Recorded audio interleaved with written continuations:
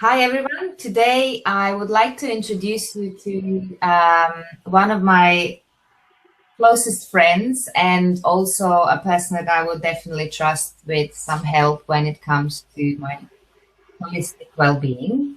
And it's Gianna, who I met in 2008 in London. We used to work together while she was actually doing her training in holistic therapy. The reason why I chose Gianna to present as one of my most common referred person and a person that I would trust to recommend to my clients is because I've done therapy with Gianna myself. I was one of the skeptics who didn't want to try, and you will hear more about it. And I'm also I know Gianna as a friend, obviously, so I do follow my intuition, and everything I've done so far with Gianna, from having a chat over a glass of wine through to having a hypnotherapy session with her, everything was always more than I expected, and I feel really, really grateful to her for all the things that we've done so far. And I'm looking forward to everything in the future to do with Gianna. But this time I would like her to talk a bit more about herself, how she went into the therapy, what she's doing, where she's based, what she can do for you. And so, Gianna, I'm giving it over to you, and just tell me a little bit more about yourself. Well, thank you for that amazing introduction, Judah. It's always been my pleasure to work with you, and I look forward to many times in the future for us working together. I began in holistic therapy back in 2007, really, and really it was kind of as a result of me having a lot of anxiety when I was younger, and I didn't want to take medication. I went to see somebody, and they put me on these anti-anxiety pills, and I really thought there must be a more natural way to deal with some of the issues that I was going through. And I went to see a hypnotherapist back in, it would have been 2005, actually.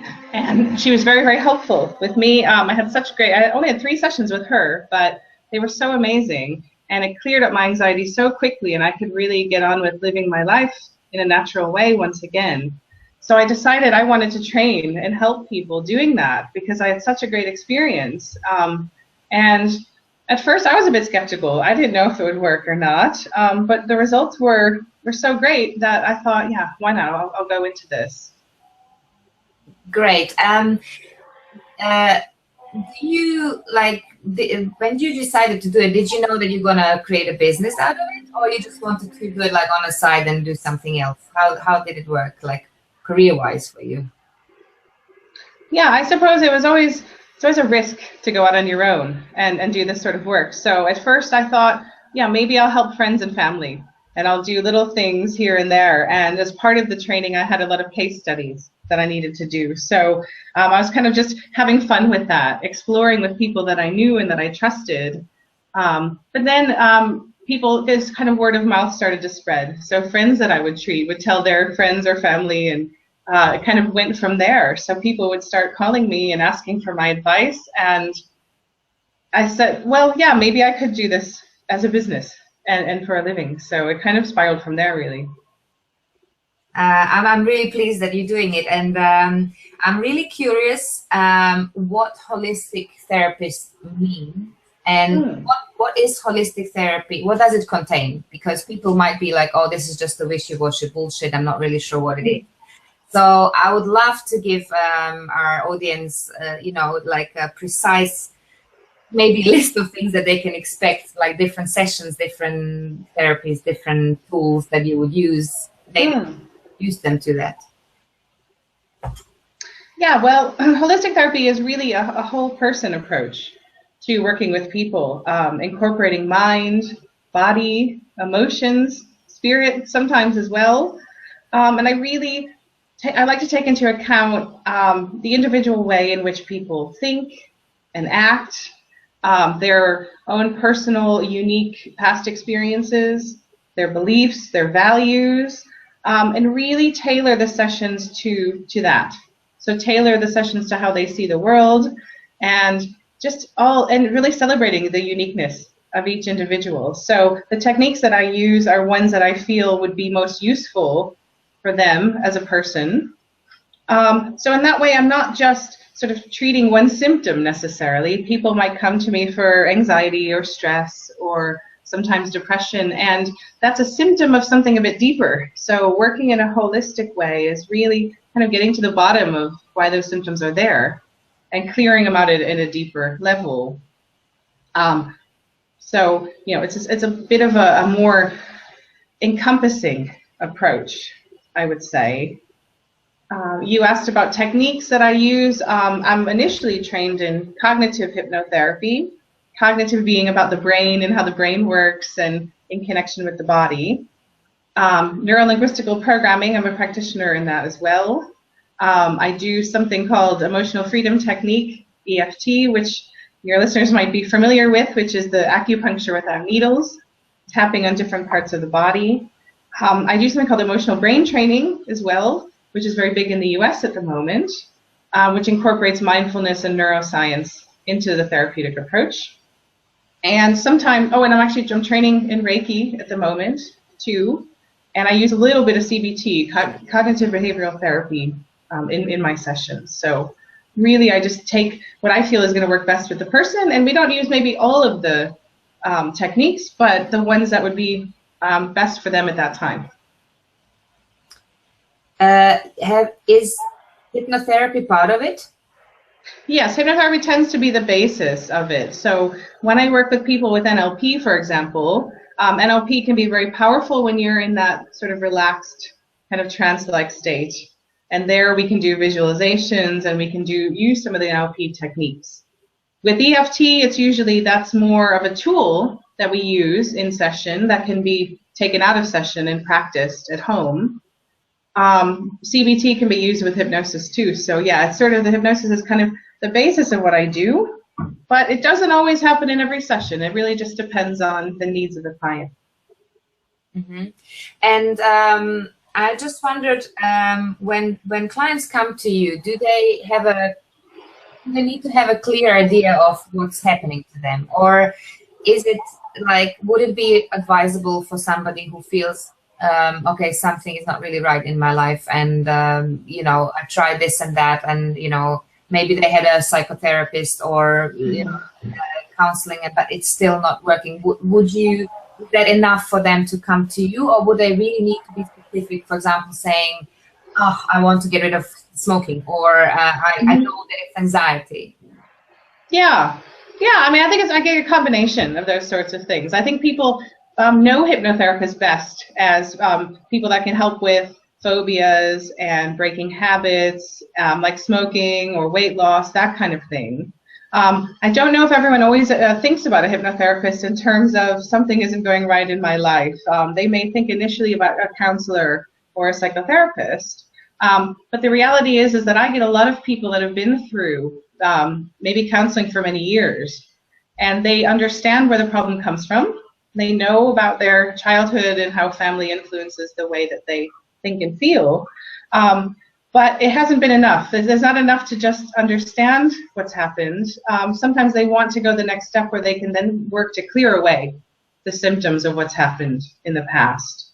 So often people will come for hypnotherapy when they've been to everyone else and they haven't quite got where they need to clear the issue away. And other people will come because they've heard a bit about it. It's becoming more popular now. People do talk about it more, and you see it more on television and that sort of thing. So some people will come without really knowing how the process works, but kind of know that it does work, and they'll trust it the first time, but not always. So would you say that holistic therapy enhances what you could do with, let's say, a psychotherapist? Because from what I gather, it's like there is a feel that you can go through therapy, but they leave you at a level where you kind of have to heal it yourself. I mean, I go through therapy myself. Yeah. And the guy is amazing. Like, he's a psychotherapist, you know, Freud and all these things, and I understand that, and my brain actually comprehends what's going on. But I do feel that although he has a spiritual component as well, he does leave healing process to me. And I was actually one of those that you just kind of tried to describe. I knew what's going on, but I couldn't heal it myself, so I went to you, and that really helped me. Is that what really happens? Like, why would somebody choose you over a therapist or a therapist? That's a really great question, actually, and I think you're right. We call ourselves complementary therapists in addition to holistic therapists, because we can work very well alongside that process. So somebody could be going to see a psychotherapist and then coming to me, and at the same time, or sometimes it happens afterwards. But yeah, there's a real big complement there to the work. And I think what's a little bit different about what I do is it's more kind of getting to the feelings, working on the unconscious mind, working on the kind of the emotional brain, where a lot of our habits and beliefs are stored, beliefs that don't always serve us. And so when we're working in the way that I practice, it's a very pragmatic way of working. So there's a lot of tools that are involved. There's a lot of practice that can be done at home to heal, but specific things that people can take away with them, like doing a small meditation every day, or using the EFT techniques, or some of the NLP techniques. So sometimes what I do is, it's working at kind of more the brain level, the deeper unconscious level, which therefore allows that clearing, as you described, to happen more quickly and more effectively. I was, that I spoke to you for many years. Each time we would see each other like good friends, and I always kind of like mention, so what is hypnotherapy? Do you think I should do it? So it took quite a few years for me to actually try. I was one of the skeptics. Because I thought like, I'm not going to have any control while this is happening. And I wasn't really, although I tried a lot of things like transcendental meditation 20 years ago and do meditation stuff, I was a bit reluctant to actually do it. And I just wondered, how do you deal with skeptics, and what makes a person like me usually change their mind and give it a go? Yeah, I think that skepticism comes in two forms. One is the sort of the non-belief that something could actually be so profound and change one's life. But I think on the other hand, too, there's often a little bit of resistance or fear. And I'm not saying that was in your case, that was the situation. But what I find is people will often feel that maybe because of television and films, they might feel like they're going to be asked to do something they don't want to do in the hypnotic state. Barking like a dog or something like that, or they're afraid of losing control. That's probably the biggest one that I get. People feel like in the hypnotic state they're going to lose control, and they're not going to be in full awareness of their faculties. So what I say to people is, well, one thing is I would never in a therapeutic session say anything that would be detrimental or negative. All the language that I use is very positive and supporting the person that's there with me. But also from the control side of things, actually, I feel that having more of an insight into the inner workings of one's mind actually is putting people really much more in control when they understand how their brain works and the unconscious things that sometimes we don't realize are happening, the ways that we think or behave. Once we can have a real grasp and witness how that's working in our lives, then we're back in the driving seat, so to speak, and in much more control of how we feel and think and how we act. So yeah, I think there's always a bit of skepticism, a bit of fear perhaps, but I'm always and I'm happy to talk to people as well for a free half-an-hour consultation if there are those fears, to really kind of explain how it works, but also to make people very clear that for therapy purposes, they're in a very light trance. They can hear everything that I'm saying. Typically, they know where they are, and there would never be any loss of control on their part whatsoever. In fact, quite the opposite. I totally agree, because I think one of the reasons why I chose to do it with you, although you did recommend somebody else for a specific session that I asked about, I just chose you because you do mention a lot of neuroscience in the work that you do, which I kind of like. Not that I'm a big fan of science over the spiritual. I think they should work together, which they do. And even as a Buddhist, which and I'm open to many things, I was a bit, I was just scared of like not being in control and not remembering, not knowing what's happening. And you really gave me that sense of you prepared me, like you pragmatically prepared me what's going to happen to me, and I knew that you are a really pragmatic girl. So I was like, yeah, if somebody should do it, it should be Gianna, because like she's organized, pragmatic. There's no wishy-washy bullshit. And I think that's and not many hypnotherapists or holistic therapists that I know lean so much on the neuroscience. And I'm just wondering, like, how much research do you do that so that it gives some, some more tools for you to attract people who are maybe a little bit reluctant? Yeah, I think, one of the biggest discoveries in the last maybe 100 years or something has been the fact that we know more about how the brain works now. And we have machines that can scan the brain. We know which parts of the brain are being activated when we're thinking positively and which parts are being activated when we're thinking more negatively. So we kind of, as a species, I think now, even though our brains, through evolution, they haven't grown so much. Some of our brains are still kind of wired from where our ancestors were back in the past. But now having the knowledge, and this is what I get so excited about, is we know. And we still don't know everything, but we know more about how the brain works. So we know that if we think positively, that the left prefrontal cortex is going to light up and there'll be neurons and synapses created around pathways of positivity. And, same with the right prefrontal cortex with thinking not so positively. So I think, when I was doing, it was more my emotional brain training course that I was doing when I was getting excited about learning more about the brain, and not just the thinking brain, the human brain, but the emotional part of the brain too, which is where, again, a lot of our behaviors and thoughts get stored and they can get stuck there. So I think being able to understand more how the brain works, but then be able to work at a more, a deeper level, which does touch upon the spiritual aspect of things, it just helps people. I think it helped me to kind of understand, okay, I have the power to change how my brain works, and that's amazing.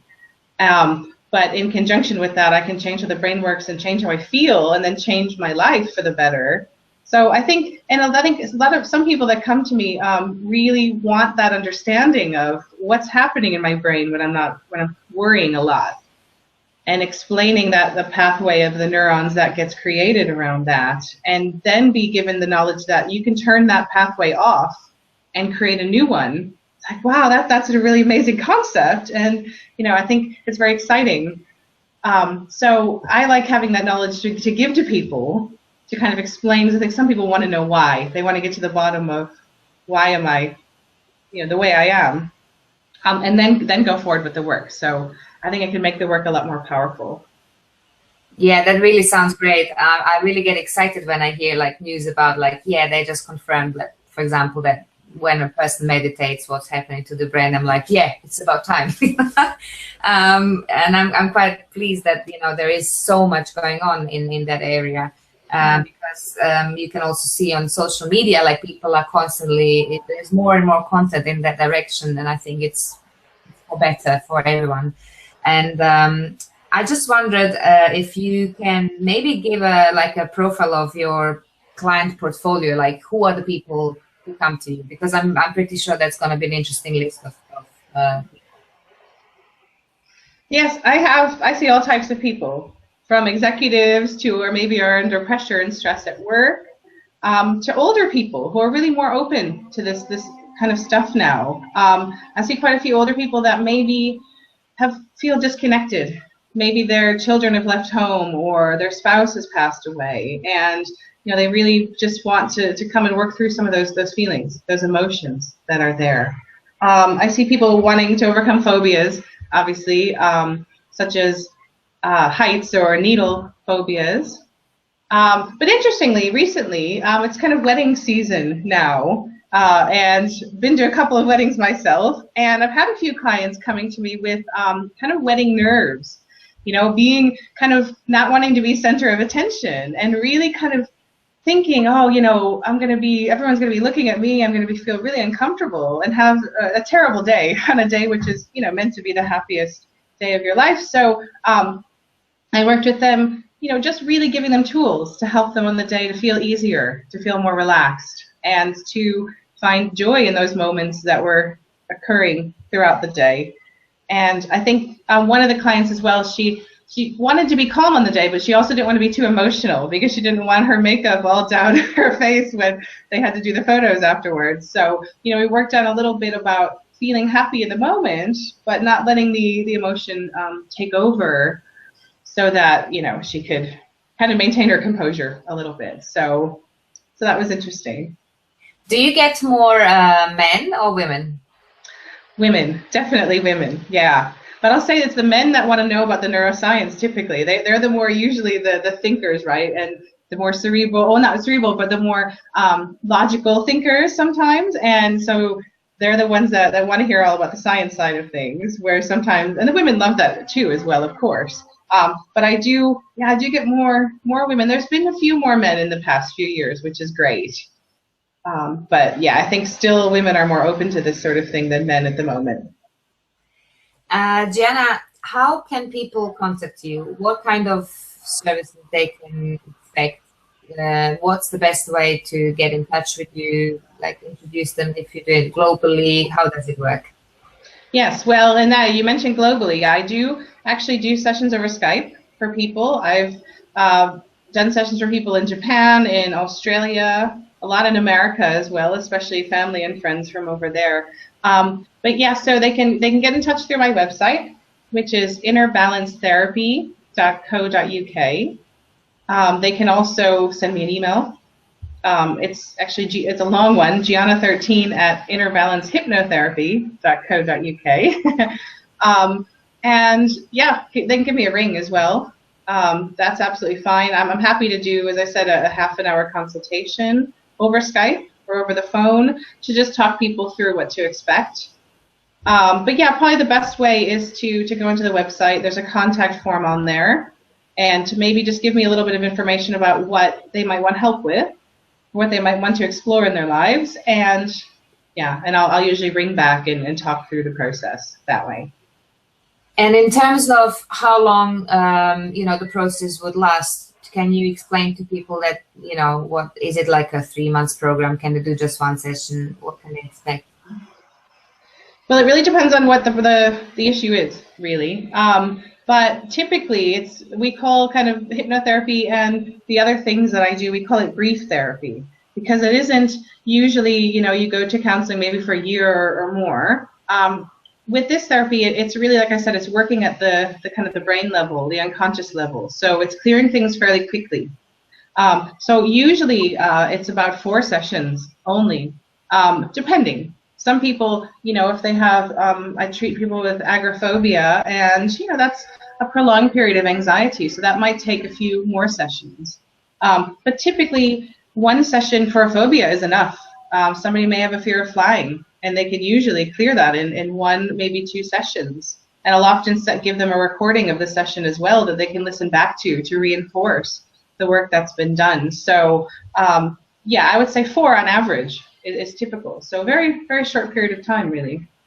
That's really great. I mean, I just had 1 session with you, and that's, you know, I don't feel the need that I have to top that one up, but I want to do some other stuff with you. But I think it was amazing. I just booked 1 evening and, you know, started a big chunk of my life that was, you know, as you know, probably the biggest stone that I was carrying with me. So yeah, I think it's great, because the other, you know, conventional therapies take a long time and, you know, leave you to it in a way. So I'm really pleased that holistic therapy is coming more into the picture, and that I have you on my books. But speaking of books, you have written a book, so tell us about it. I have indeed, yes. My first book, it was published self-published back in April. It's called You Can Choose to Be Joyful, and it's really kind of brings in the science element, but it also talks about meditation and mindfulness and exercise, how exercise is good for our brain, and at the end of each chapter are exercises to do, actually, because again, being as pragmatic as I am, I like to give people not just knowledge of how the brain is working and how meditation can help to strengthen the brain, but also giving exercises at the end to practice. And some people are feeding back that they're reading it, and they're taking a long time to read it because they're doing the exercises, and they're keeping a journal alongside the exercises and seeing how they're improving by taking the advice in the book. So that's really exciting for me to get that sort of feedback and see how people are interacting with the book. It's available on Amazon worldwide at the moment, ebook and hard copy. And the hard copy has some pages in the back, some blank pages to write some notes as well. So, and it's a very short book, so it's something you can carry around in a pocket with you, and not going to take up too much space, really. Great. I love short books. We don't have time. Exactly. Yeah, brilliant. Gianna, I really want to thank you for introducing your therapy to my audience, and I want to thank you to be here in my life and be approachable for anyone who would need you. And I'm pretty sure that we're going to do some more stuff in the future. So everyone who's watching, please do get in touch with Gianna. She's really cool. Love you lots. Bye. Love you, darling. Thank you so much for having me. Thank you. Bye-bye. Thank you.